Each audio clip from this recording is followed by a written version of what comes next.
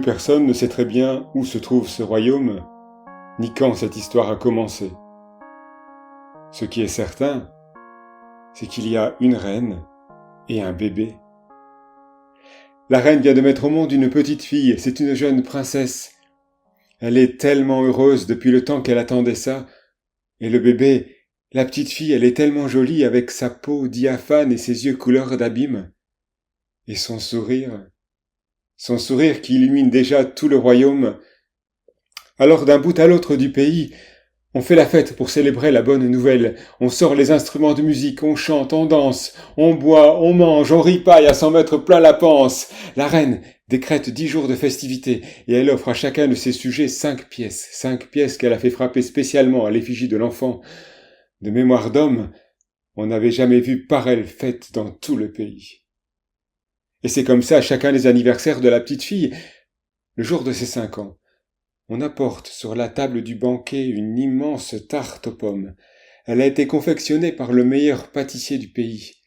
Elle fume encore, elle est dorée à souhait, et une douce odeur de cannelle sucrée s'en échappe qui envoûte toute la pièce.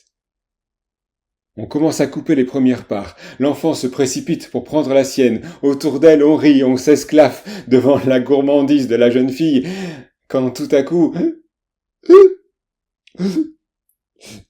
Un morceau de pomme reste coincé dans la gorge de la petite fille, elle ne peut plus du tout respirer. Quelqu'un va-t-il faire quelque chose? La jeune princesse s'étouffe. Quelqu'un peut-il faire quelque chose? La jeune fille n'arrive plus à respirer, elle devient livide, ses yeux se révulsent. Vite, faites quelque chose! La jeune princesse s'étouffe, est-ce que vous entendez? Regardez, elle s'étouffe, elle ne peut plus respirer. Et voilà la jeune princesse qui défaille. Elle se retrouve allongée par terre sur le sol glacé. Mais vite, faites quelque chose, la jeune princesse va mourir, vite! Vite, la jeune princesse, faites quelque chose, quelqu'un peut-il faire quelque chose, vite! Vite, la jeune princesse, vite! Quelqu'un peut-il faire quelque chose? À ce moment-là, quelqu'un se précipite et appuie fortement sur l'abdomen de l'enfant qui recrache le morceau de pomme. Elle reprend progressivement sa respiration et se met à pleurer. Sa mère se précipite en sanglots. On a eu tellement peur.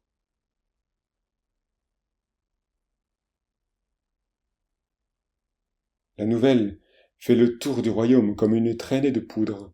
C'est la jeune princesse! Oui, la jeune princesse, elle a failli mourir étouffée avec un morceau de pomme coincé dans sa gorge. C'est la jeune princesse, oui, avec un morceau de pomme coincé dans sa gorge, bien sûr. Elle a failli mourir. La jeune princesse a failli mourir avec un morceau de pomme, tu n'étais pas au courant. Coincé dans sa gorge, oui, c'est la jeune princesse, elle a failli mourir avec un morceau de pomme. Tout le monde ne parle que de ça, tout le monde est sous le choc. La jeune princesse a failli mourir. Aussi, quand la reine demande que l'on coupe tous les pommiers du royaume pour que pareille mésaventure ne se reproduise plus, personne ne dit rien. Et dans chaque village, à grands coups de hache, on abat tous ces arbres maléfiques. Les pommiers à pommes jaunes, les pommiers à pommes rouges, les pommiers à pommes vertes, tous sans exception. Après tout, c'est pour protéger la jeune princesse, et puis tous nos enfants.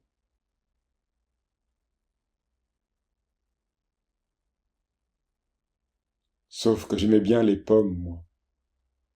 Quoi, tu aimais bien les pommes? Tu aimais bien les pommes, mais qu'est-ce que tu racontes? Enfin, il te reste les poires, les cerises, les abricots. Un fruit, c'est un fruit après tout. Et puis, imagine un instant que ce soit arrivé à ta fille. Qu'est-ce que tu aurais dit, hein? Qu'est-ce que tu aurais dit? Alors arrête avec ton sentimentalisme. Dans tout le royaume, tous les pommiers sont abattus. Il n'en reste plus un seul. Alors la reine est rassurée. Pareille mésaventure ne se reproduira pas. On a eu tellement peur. Mais peut-être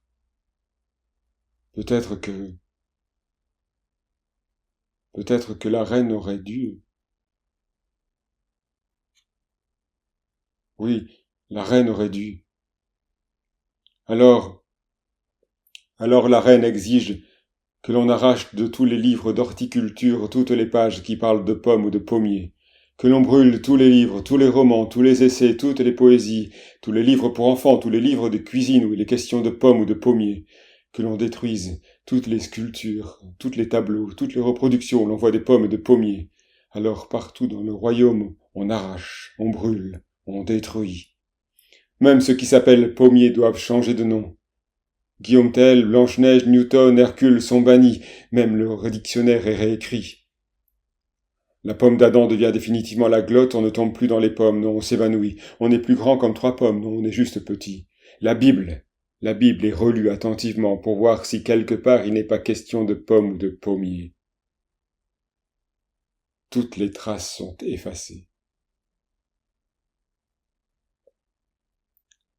Après tout, c'est pour protéger la jeune princesse et tous nos enfants.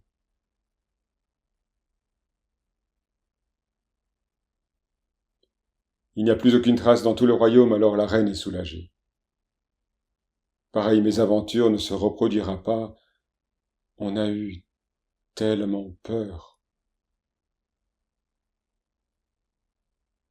Mais peut-être que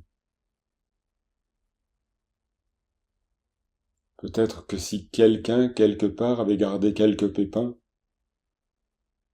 et qu'une fois les mois des mois passés, il les replantait, qu'est-ce qui arriverait? Alors la reine fait venir sa garde rapprochée, ses meilleurs soldats, et elle ordonne que l'on fouille chaque maison les unes après les autres. On fait appel au sens civique. On demande de dénoncer ceux qui avaient un pommier deviennent tous suspects. Après tout, peut-être ils ont gardé quelques pépins quelque part et qu'ils vont les replanter.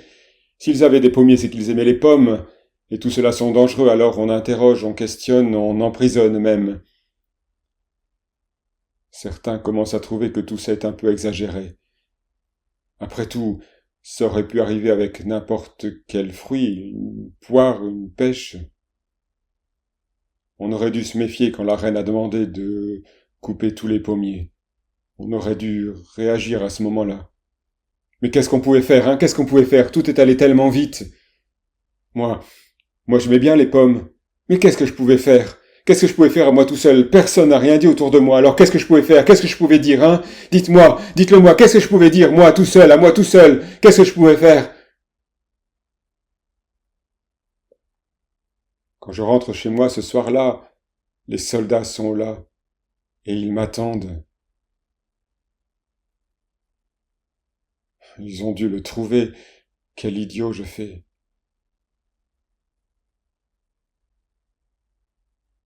Dans le fin fond de mon grenier, dans une vieille boîte en bois, écrite, l'écriture tremblante de ma grand-mère sur un vieux papier taché, sa recette de tarte aux pommes, celle qu'elle me faisait quand j'étais enfant. Quand je rentre chez moi ce soir-là, les soldats sont là. Ils m'attendent et ils m'emmènent. Après tout, c'est pour protéger la jeune princesse et tous nos enfants. Pour que pareilles mésaventures ne se reproduisent plus. On a eu tellement peur. Voilà, c'est dit.